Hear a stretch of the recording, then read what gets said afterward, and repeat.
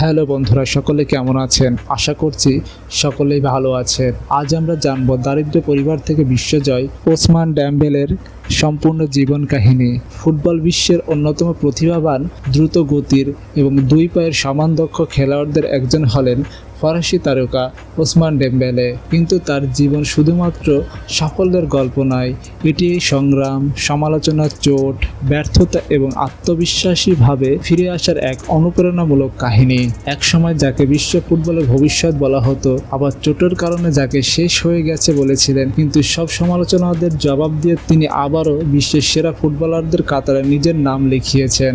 ওসমান ডেম্বেলের পুরো নাম মাসুর ওসমান ডেম্বেলে। তিনি জন্মগ্রহণ করেন 1997 সালের 15 মে ফ্রান্সের ভার্নন শহরে। তার বাবা মালির এবং মা মৌরিতানিয়ান বংশোদ্ভূত। ছোটবেলা থেকেই তাদের পরিবার সাধারণ মধ্যবিত্ত।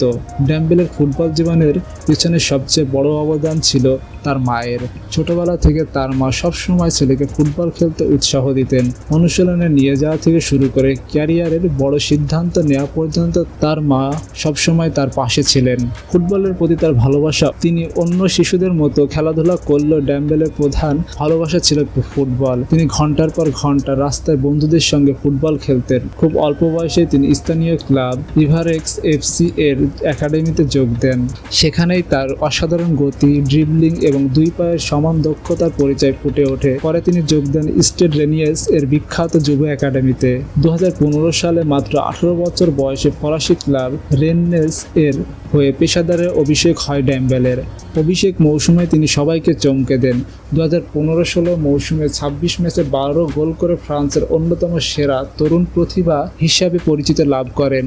ইউরোপের বড় বড় ক্লাবগুলো তাকে দলে ভেড়ানোর জন্য প্রতিযোগিতায় নেমে পড়ে। 2016 সালে জার্মান ক্লাব বরুসিয়া ডর্টমুন্ড ডেম্বেলেকে দলে নেয়।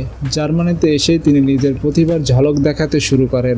ড্রিবলিং, গতি এবং গোল তৈরির ক্ষমতার তিনি দ্রুত সমর্থকদের প্রিয় হয়ে ওঠেন। ডর্টমুন্ডের হয়ে একমাত্র এক মৌসুম খেলেই তিনি 10 গোল ও 20টি এর বেশি অ্যাসিস্ট করেন এবং যা দলকে জার্মান কাপ জিততে সাহায্য করেন। এরপর 2017 সালে তাকে ব্রাজিলিয়ান তারকা নেইমার প্যারিস চলে যাওয়ার পর বার্সেলোনা ডেম্বেলেকে প্রায় 145 মিলিয়ন ইউরোর দলে আনে, যা তখন ক্লাব ইতিহাসের অন্যতম বড় ট্রান্সফার ছিল।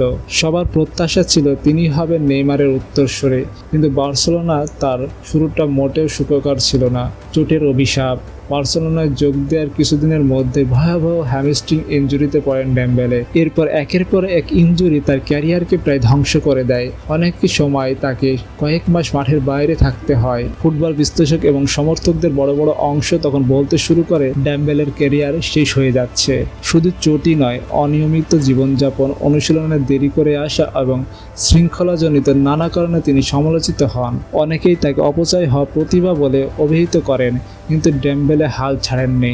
কঠোর পরিশ্রম, ফিটনেসের প্রতি মনোযোগ এবং কোচদের সহযোগিতায় ধীরে ধীরে নিজেকে বদলে ফেলেন তিনি। কোচ জাভি হার্নান্দেজ এর অধীনে ডেম্বেলে আবারও নিজের সেরা ছন্দ ফিরে পান। তার অসাধারণ অ্যাসিস্ট, ড্রিবলিং এবং আক্রমণ ভাগের সৃজনশীলতা বার্সেলোনাকে লা লিগা জিততে গুরুত্বপূর্ণ ভূমিকা রাখে। যদিও দীর্ঘ 6 বছরের অধ্যায়ে চোট তার পথ রুদ্ধ করেছে, তবুও তিনি বার্সেলোনার হয়ে 3টি লা লিগা এবং একাধিক শিরোপা জিতেছেন।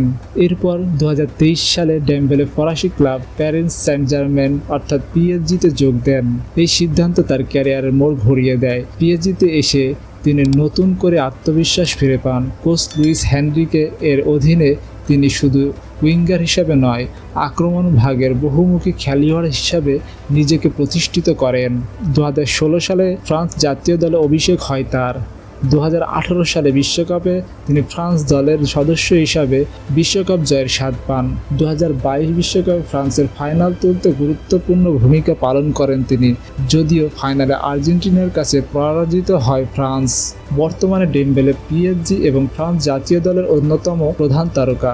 2025 সালে তিনি অসাধারণ পারফরমেন্সের জন্য ব্যালন ডি'অর এবং the best FIFA match player পুরস্কার জিতেছেন। তিনি এখনও বিশ্বের অন্যতম ভয়ঙ্কর আক্রমণ ভাগের খেলোয়াড় হিসাবে বিবেচিত হন। ওসমান ডেম্বেলের খেলার ধরন, দুই পায়ে সমান দক্ষ, দুর্দান্ত গতি, অসাধারণ ড্রিবলিং, নিখুঁত অ্যাসিস্ট দেওয়ার ক্ষমতা, প্রতিপক্ষকে সহজে কাটিয়ে যাওয়ার সামর্থ্য, একাধিক পজিশনে খেলার যোগ্যতা।